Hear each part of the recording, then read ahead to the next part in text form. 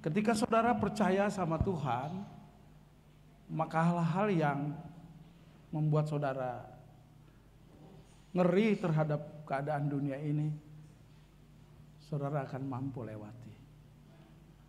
Saudara harus percaya itu. Tuhan cuma taruh buat kita hari ini, gak usah takut. Percaya aja sama Tuhan, keren ya.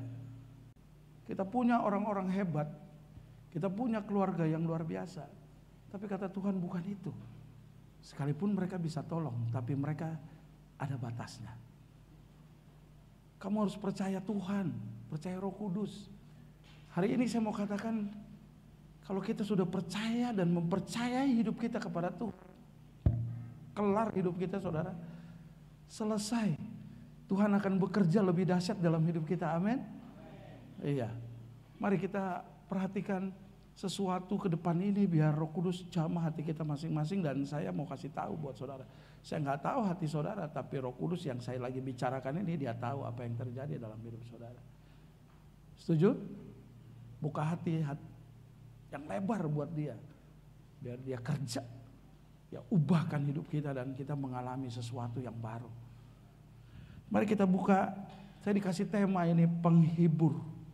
Yohanes 14 ayat 26. Tetapi penghibur, yaitu Roh Kudus yang akan diutus oleh Bapa dalam namaku, itu garis bawahi betul-betul. Dialah yang akan mengajarkan segala sesuatu kepadamu dan akan mengingatkan kamu akan semua yang telah kukatakan kepadamu. Ini pernyataan Tuhan Yesus kepada murid-muridnya sebelum Tuhan Yesus meninggalkan dunia ini, saudara. Ada sesuatu yang Tuhan taruh buat murid-murid, yaitu penolong yang luar biasa, penghibur yang luar biasa. Saudara, pasti saudara tahulah, mengenal badut, ya kan? Di Ancol ada, di pinggir-pinggir jalan ada, di lampu merah ada. Mereka coba menghibur kita, saudara. Dan setiap lintasan saudara-saudara yang saudara lewati, ketika ketemu badut, mereka coba menggerakkan tubuhnya supaya saudara tersenyum, tertawa, sukacita seperti itu. Saudara, ada lagi yang kita tahu, ada saat ini lagi tren. Saudara pernah lihat stand up comedy? Ya, komika yang kita sering lihat. Ini bentuk hiburan dengan gaya dan kata-kata yang dikemas dengan luar biasa, sehingga kata-katanya lucu. Betul kan? Kata-katanya lucu dan menarik. Kadang-kadang sedikit nyerempet, memotivasi hidup kita, bahkan menyentil hidup kita. Saya pikir itu baik, nggak ada yang salah, saudara. Tetapi pertanyaannya, saudara, apakah benar-benar badut dan komika dapat menghibur kita? Tapi hari ini, saudara, Roh Kudus yang disebut penghibur, dia sungguh-sungguh, saudara, penghibur dalam hidup kita. Dia yang memberikan penghiburan yang sejati dalam hidup kita. Dia yang memampukan kita dalam segala keadaan. Nah, kata penghibur, saudara-saudara yang dikasih Tuhan, itu parakletos, artinya dia advokat, dia pembela, dia penolong. Wow, luar biasa saudara yang dikasih Tuhan. Saudara tahu, hari-hari ini kita ada lihat banyak hal kasus, tetapi kasus yang menarik adalah Vina yang di Cirebon. Bahkan hari ini ada kasus tentang Catar Akpol yang NTT, masyarakat NTT atau para pemuda NTT demo begitu, dan mereka panggil lawyer lah, panggil inilah untuk coba menelaah. Karena ada katanya ada hal-hal yang tidak baik, tapi saya tidak mau menyinggung itu. Tapi saya mau menyinggung tentang saudara saya, Otto Hasibuan, sepupu dari Adam dan Hawa, karena gak ketemu sama saya orang Ambon, dia orang Medan. Benar gak sih? Kalau ditarik Adam dan Hawa kan kita ketemu. Mau asal dari mana kalau kita Adam dan Hawa, saudara kita ini keluarga Allah, betul?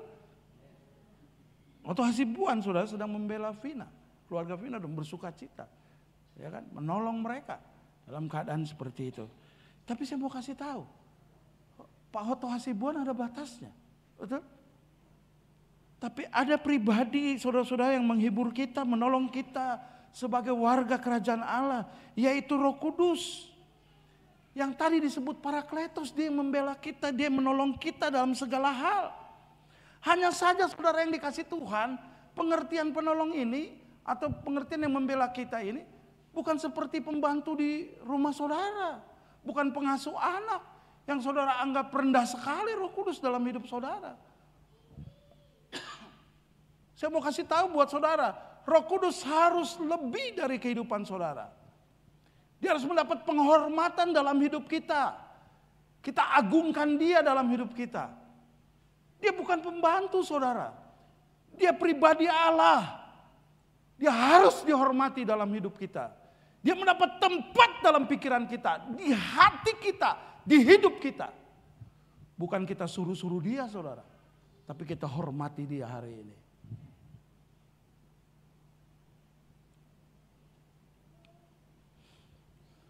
Kenapa kita harus hormati dia? Karena dia yang dapat menolong kita, menyelamatkan kita. Bahkan memulihkan hidup kita hari ini bersama dengan Tuhan. Wow, dahsyat.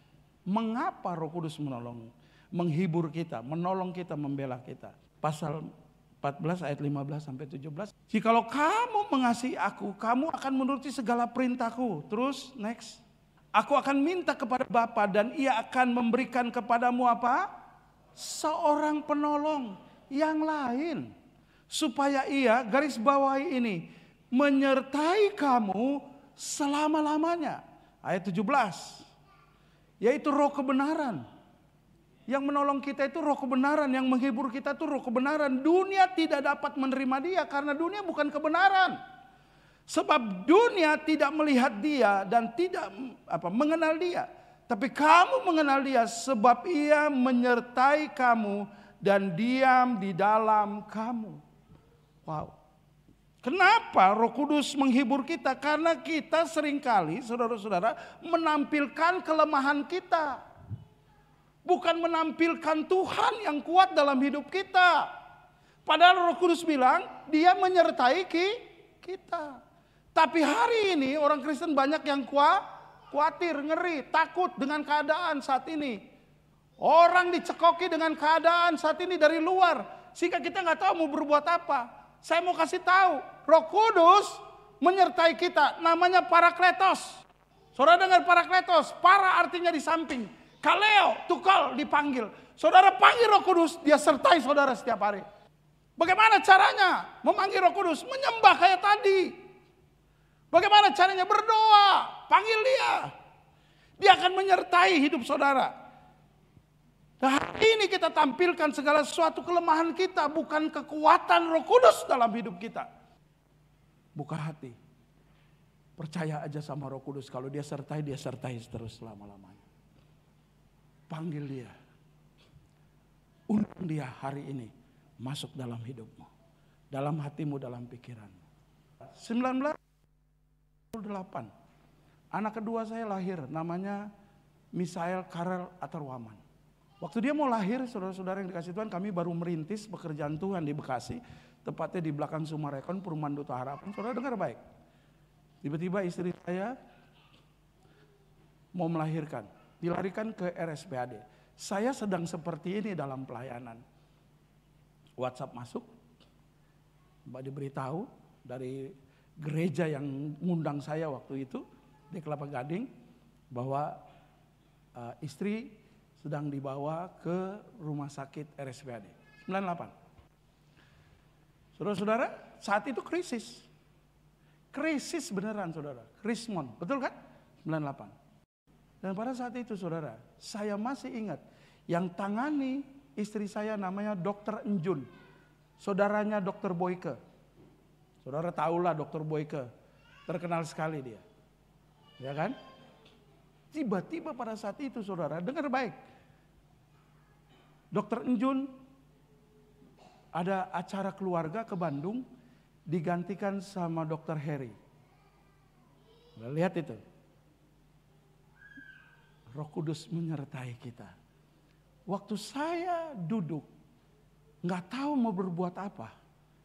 Kebetulan saya baca buku yang namanya buku di bawah kepak sayapmu.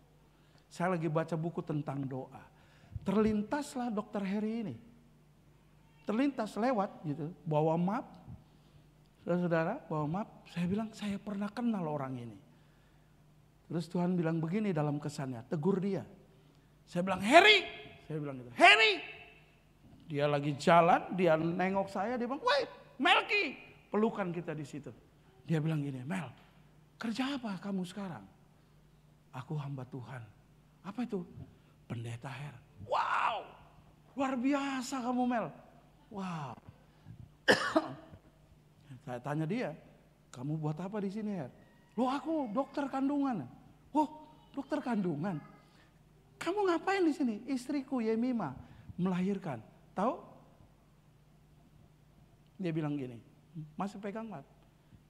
Ini saya yang operasi istrimu.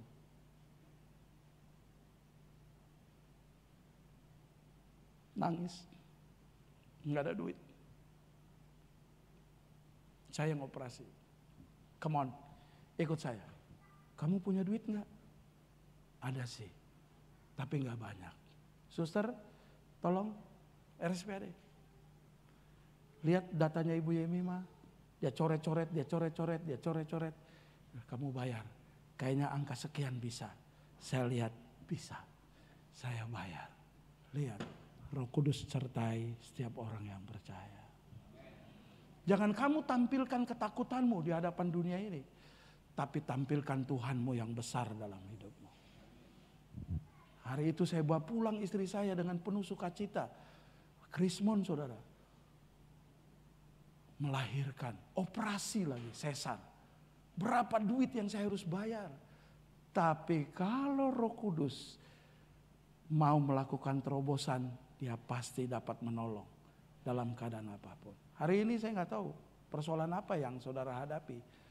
Hari ini apa yang masuk dalam pikiran saudara, membuat saudara khawatir. Tapi hari ini jangan tampilkan kelemahanmu di hadapan Tuhan. Di hadapan dunia ini tampilkan Tuhanmu yang besar itu dalam hidupmu. Buat Allah kagum dengan imanmu. Sampai Allah bilang begini, ini anak Tuhan yang luar biasa. Aku mau berkati dia. Sekalipun hari-hari ini pergumulan kita sangat berat. Betul? Pergumulan yang begitu luar biasa, saya mengerti sekali. Tapi jangan tampilkan kelemahanmu. Tampilkan Tuhanmu dalam hidupmu. Maka dia akan membawa bias kemuliaan Tuhan kemanapun kamu pergi. Kalau kamu percaya ini, kamu akan mengalami sesuatu yang luar biasa. Dia menghibur kamu. Dia menolong dan membela kamu dalam keadaan kesesakan. Saudara percaya itu?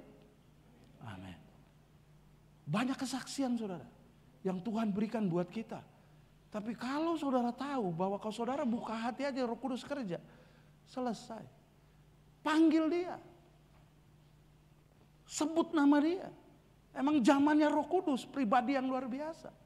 Yang mengubah segala sesuatu yang tidak ada menjadi ada, itu Roh Kudus. Sama dengan Allah. Dia pribadi Allah. Wah Tuhan kasih hikmat. Kita gak boleh takut sama setan, sama iblis. Kita gak boleh takut sama keadaan. Amin. Kalau sama Tuhan kita boleh takut. Benar? Kalau sama Tuhan kita boleh takut. Waduh Tuhan, kok jauh kayak Daud. Jangan jauh Tuhan dari hidupku. Tapi untuk setan, iblis, jangan kau serahkan hidupmu. Nah hari ini terbalik saudara. Orang udah gak takut Tuhan, malah takut setan. Buktinya apa? Sampai sekarang udah jadi orang Kristen 30 tahun. Lewat kuburan masih bilang apa? Numpang-numpang anak babi mau lewat kelewatan saudara. Ngapain saudara? Hah? Saudara anak Tuhan atau anak babi? Tapi itu yang terjadi. Benar gak? Lewat kamar mayat, rumah sakit, misi, itu mayat semua. Dia gak akan nyaut saudara. Tapi yang ternyata kejadian kan begitu saat ini. Benar gak? Kita menyerahkan hidup kita karena kita takut sama setan, sama iblis, sama dunia ini. Kita menyerahkan hidup kita kepada mereka. Apalagi ketika orang tua kita meninggal. Atau saudara kita meninggal. Ada pesan yang luar biasa. Ini seringkali terjadi. Menyerahkan hidup kita. Itu si Opung. Masa hidupnya senang gudang garam. sama bir 1 botol. Akhirnya karena kita takut sama dunia ini, pesan terakhirnya seperti itu. Apa yang terjadi? Kita anak Tuhan terbawa. Kita tunjukkan kelemahan kita. Kata Opung, gudang garam sama bir 1 botol. Kita datang ke kuburan. Kita ngomong lagi sama Opung. Pung, gudang garam sama ini nih Pung. Sama botol bir. Besok aku datang lagi. Semoga Opung suka. Besok datang, gudang garam habis. Bir habis. Bukan Opung yang minum. Penjaga kuburan yang minum, bos. Hati-hati. Mengapa? Roh Kudus menghibur kita. Tetapi penghibur yaitu Roh Kudus yang akan diutus oleh Bapa dalam namaku. Selalu pakai nama Yesus. Dialah yang akan mengajarkan 1, segala sesuatu kepadamu dan akan mengingatkan 2. Kamu akan semua yang telah kukatakan kepadamu. Mengapa saudara-saudara Roh Kudus menghibur kita? Karena Roh Kudus kita seringkali jatuh dalam dosa. Roh Kudus itu membela, menolong kita karena kita seringkali jatuh dalam dosa. Untuk itu saudara-saudara, karena kita sering jatuh dalam dosa, tanpa disengaja atau tidak, Roh Kudus mengingatkan kita yang pertama saudara, tentang dosa kita. Saya mau kasih tahu saudara, seringkali saudara yang dikasih Tuhan, ini yang menjadi pergumulan kita, betul kan? Ini saya mau kasih tahu begini, kita seringkali bohong, betul kan? Misalnya, kita bohong sama anak. Contoh, nanti kalau naik kelas, papa sama mama beliin sepatu baru. Ternyata dia naik kelas, mama papa nggak beli sepatu. Bilangnya apa? Lupa. Kecewa nggak anak? Kecewa nggak? Robek loh hatinya. Dan kita itu anggap itu dosa loh saudara. Kau tahu berbuat baik tapi engkau tidak melakukan yang kau berdosa. Benar gak sih? Benar gak? Nah saudara-saudara yang dikasih Tuhan, nah ketika itulah Roh Kudus mengingatkan, hati anakmu tuh terluka. Kamu janji mau ngasih, betul kan?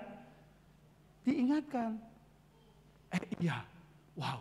Roh Kudus ingatkan tuh, udahlah beli sepatu, nggak usah mahal-mahal. Yang penting sepatu. Akhirnya beli di warung jongkok. Nggak apa-apa, yang penting sepatu. Karena diingatkan saudara. Itu. Dan ketika saudara, saya mau kasih tahu, ketika saudara ini yang dibilang pikul salib, saudara suka berbohong, terus kamu tidak berbohong lagi, saya mau bertobat Tuhan dari dosa berbohong ini misalnya. Saya nggak mau berbohong lagi. Saat itulah kamu pikul salib. Kenapa kamu pikul? Karena tubuh ini mau berbohong, tapi Roh Kudus mengingatkan, jangan. Itu namanya pikul salib. Kamu mau lakukan, jangan. Itu yang namanya pikul salib. Jadi yang namanya pikul salib, saudara melakukan kebenaran, tapi daging ini nuntut saudara untuk melakukannya, itu yang namanya pikul salib. Saudara tidak jadi melakukan kebohongan lagi dan hidup dalam kebenaran. Itulah Roh Kudus mengingatkan saudara. Dan ada dosa-dosa dalam hidup kita, dosa kecil, dosa besar, saudara. Ya namanya dosa itu nggak ada dosa hitam, dosa putih, tapi semua itu dosa. Untuk itu Roh Kudus mengingatkan kita. Saya nggak tahu dosa apa yang saat ini Roh Kudus sedang berbicara buat kita. Tapi hari ini kalau Roh Kudus sedang bicara, minta ampun dan bertobat sungguh-sungguh supaya saudara dipulihkan. Yang kedua, bukan saja mengingatkan, mengajar kita. Saudara yang dikasih Tuhan, ketika itu saya pernah diundang ke Malaysia khotbah. Dan undangannya undangan Natal. Roh Kudus mengajar saya tentang hal yang kecil. Bagi saya itu besar juga sih. Mendasar, mengampuni orang tua saya. Mengajar saya. Saya waktu khotbah tentang Natal membawa damai, itu gak bisa saudara. Serius, gak bisa saya bicara tentang kedamaian. Atau bicara shalom di dalam kehidupan keluarga. Gak bisa saudara. Kenapa? Roh Kudus mengajar saya, mengingatkan saya. Kamu belum selesaikan dengan orang tuamu. Saya bilang apa sama Tuhan? Negosiasi. Tuhan, kalau yang lain saya ampuni, Mama saya ampuni, adik-adik saya ampuni, saudara-saudara saya ampuni. Tapi kalau yang namanya papa nggak bisa. Karena dia sering sakiti hati saya. Saya nggak bisa. Saya belum bisa Tuhan. Tahu Tuhan bilang apa? Mengajar.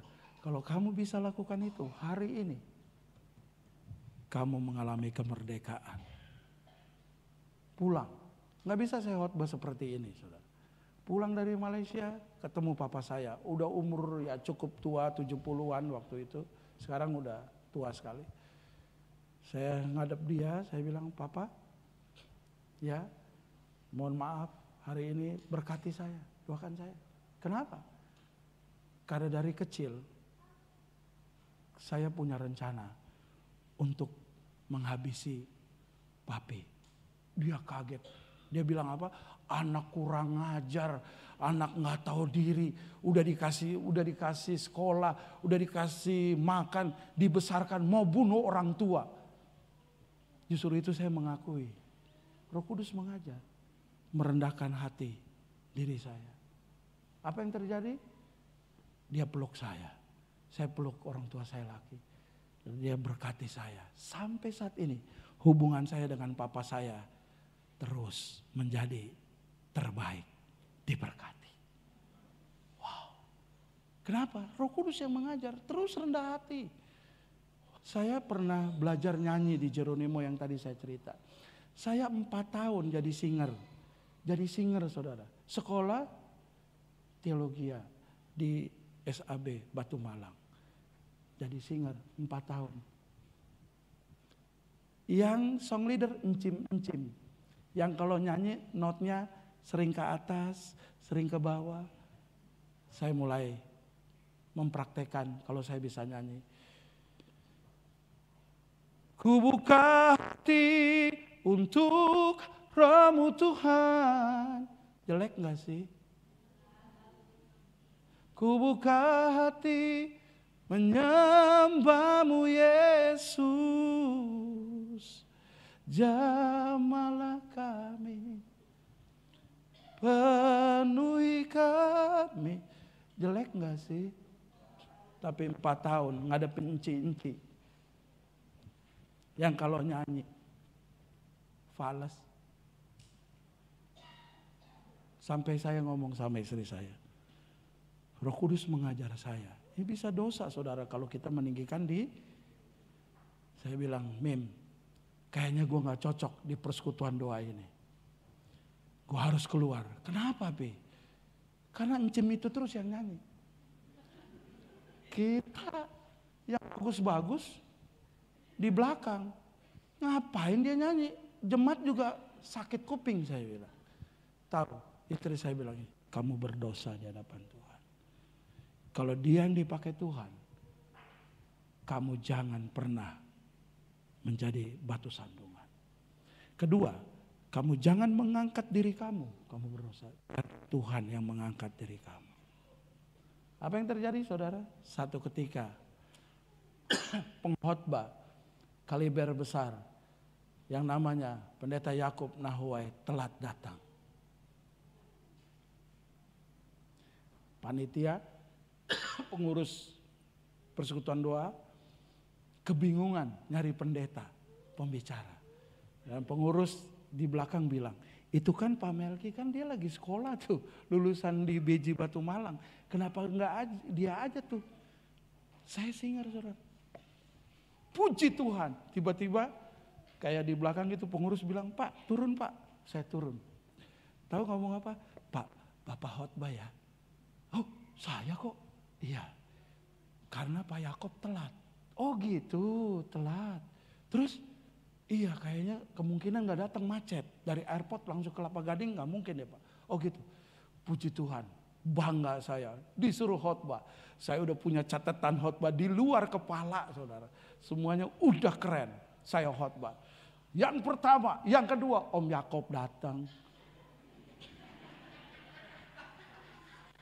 Pengkhotbah besar saudara datang. Jret, duduk di depan. Itu dari yang keren kayak gini bisa khotbah jadi gagap.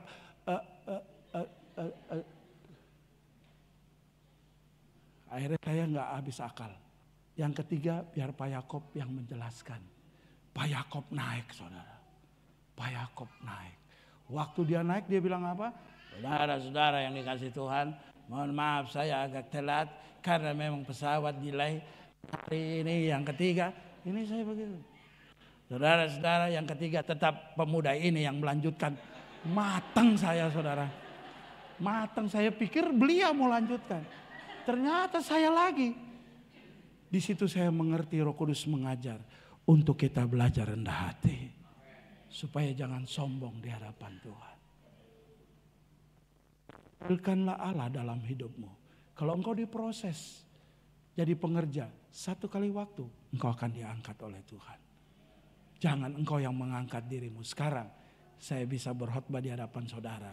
Walaupun tadi itu pernah saya alami. Yang ketiga,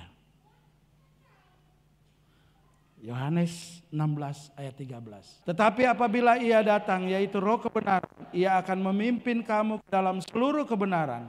Sebab ia tidak akan berkata-kata dari dirinya sendiri, tetapi segala sesuatu yang didengarnya, itulah yang akan dikatakannya. Dan ia akan memberitahukan kepadamu hal-hal yang akan datang. Saudara yang ketiga, jangan merasa kita kuat. Kita merasa hebat di hadapan Tuhan. Jangan. Tapi izinkan Tuhan memproses hidup saudara. Tadi pagi saya kasih tahu begini, saudara. Ketika saudara dikasih beban yang begitu berat, saudara jangan saudara anggap itu beban saudara pikul sendiri. Saudara tahu Tuhan itu bersama dengan saudara. Ini pikul beban, maaf, sini siapa? Iya. Nah ini saya tadi pagi nggak sempat kasih contoh. Sini. Ya, namanya siapa Om? Yuda. Oh iya Mas Yuda. Ini Mas Yuda ini beban, pikul beban. Aku beratnya 115. Tapi puji Tuhan kemarin udah kurang, sekarang 114. Kurang sekilo. Nah, Mas Yuda pikul beban 115. Saudara tahu, Mas Yuda merasa kuat, ini yang salah. Salah dia. Maka bebannya tambah berat. Tapi kalau Mas Yuda tahu bahwa Roh Kudus bersama dengan Mas Yuda, akan ringan beban itu. Kenapa? Karena beban ini ada Roh Kudus di belakangnya yang memegang sama-sama beban itu. Keren gak? Jadi Mas Yuda walaupun jalan dia gak bongkok. Nah kalau ini kan bongkok Mas. Kalau beban ini, saudara ini contoh aja.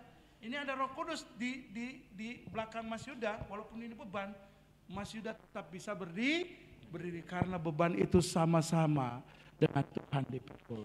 Bukan Mas Yuda sendirian yang memikul beban. Makasih Mas Yuda. Saudara yang dikasih Tuhan, seringkali kita merasa kuat, kita merasa hebat sendiri. Makanya banyak yang frustasi, banyak yang kecewa, banyak yang meninggalkan Tuhan, malah mempersalahkan Tuhan. Salah. Saudara gak pernah ditinggalkan Tuhan. Roh Kudus selalu bersama dengan saudara. Dan saudara tahu, ketika saudara merasa hebat, saudara menganggap Tuhan tidak ada dalam hidup saudara. Dan bahkan saudara merendahkan Tuhan, padahal Tuhan bersama-sama dengan saudara. Melewati setiap masalah, badai, api, gelombang, apapun, Tuhan beserta dengan saudara. Saya gak tahu hari ini apa pergumulan saudara. Tapi Tuhan mau bilang gini, dari awal saya bilang, percaya saja sama Tuhan. Yakin aja sama Tuhan. Dia akan sama-sama berjalan denganmu sampai pada tujuh. Tuhan ciptakan kita bukan untuk kalah, tapi untuk menang. Dengar saudara, tapi Tuhan tidak mau kita merasa kuat. Tuhan mau kita selalu rendah hati mengandalkan Tuhan. Maka Tuhan akan menghibur saudara, menguatkan saudara, memampukan saudara, bahkan membela saudara dalam segala hal. Kalau begitu apa kesimpulannya? Dia yang selalu menghibur kita dalam setiap waktu. Tuhan Yesus memberkati kita. Amin.